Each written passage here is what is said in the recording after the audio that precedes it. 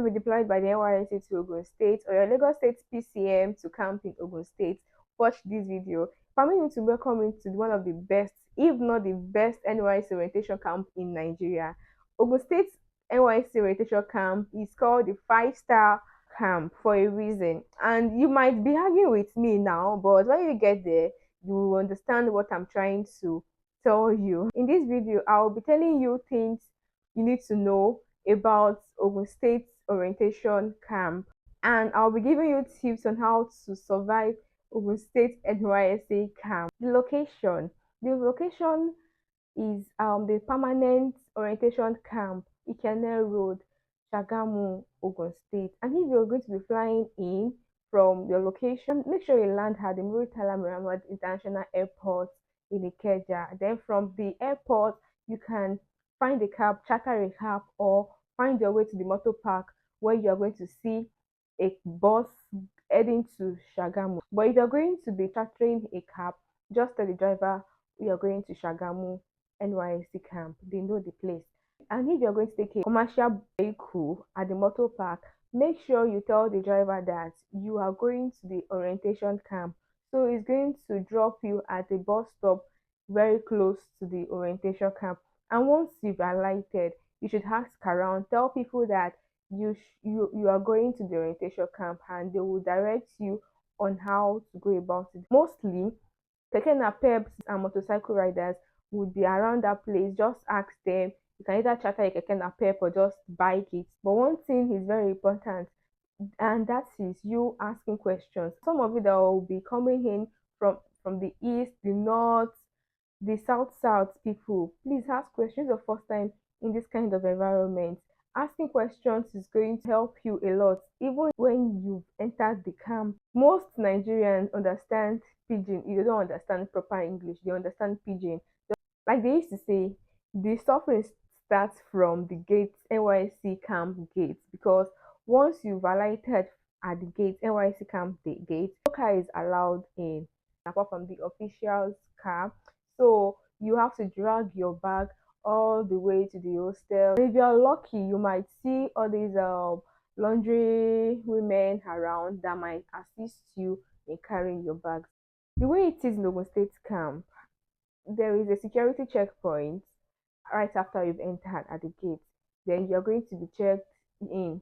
Your luggages will be checked, your bags, everything, to just ensure that you do not sneak in or smuggle in any contrabands. Then right after then, there's another canopy. You'll be given a number, and that's the number you will take to the hostel. So when you get to the hostel, you're going to fill in some documents, and they'll ask for some of your documents also. After you've done that, they will take you to the room and assign you to a bunk. You can tell them you want a hot bunk or a down bunk, so the choice is yours, and it depends on the official you meet. Because if you meet a very difficult official, she's going to tell you, no, you cannot dictate for me. But if there is no harm in asking, after you have dropped your bag, they will tell you to secure your valuables.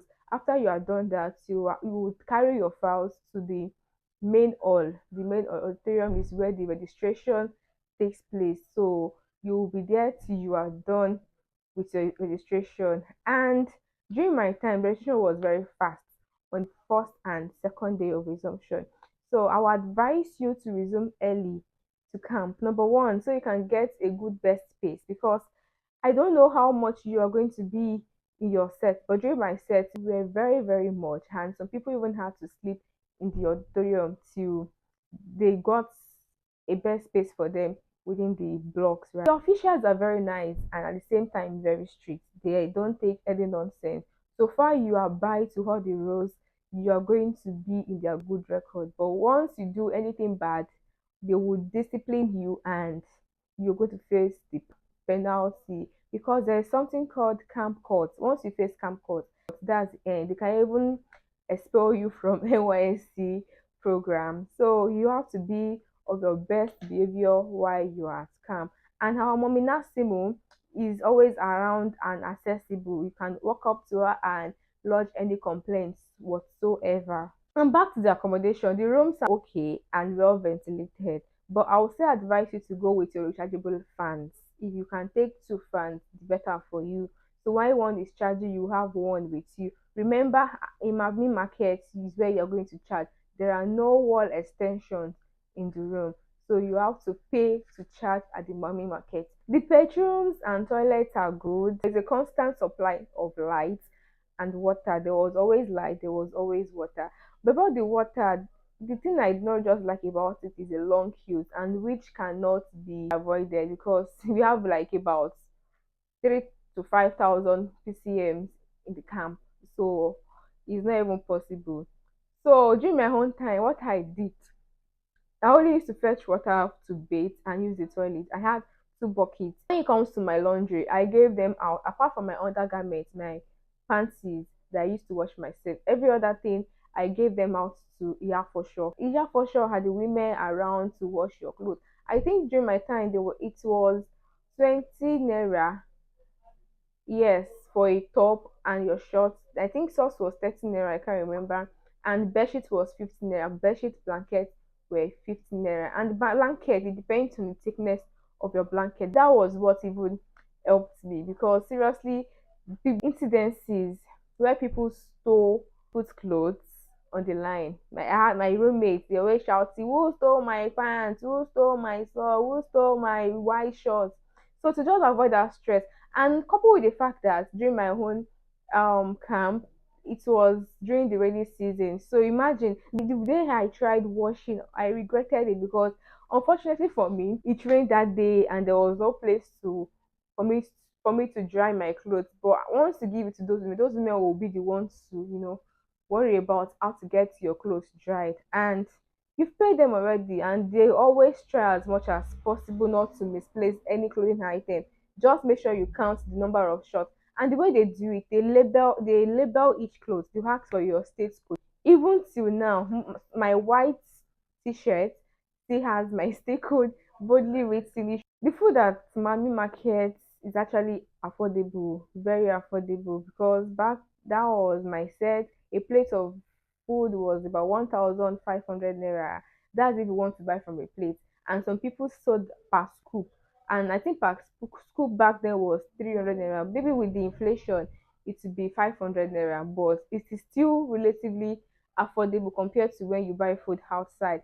And there is a wide variety of food. There is nothing you did not eat. During my time, I had a lot of soup because I'm a Yoruba girl, right? So I wanted to try different soup. I had edikayi corn, I had afang, I had white soup. The next point is try to amend your khaki as soon as they give you, because once PCM members start to resume and those tailors start to see that this there is a rush and increase or a demand in their services, they will hike the price. Trust me.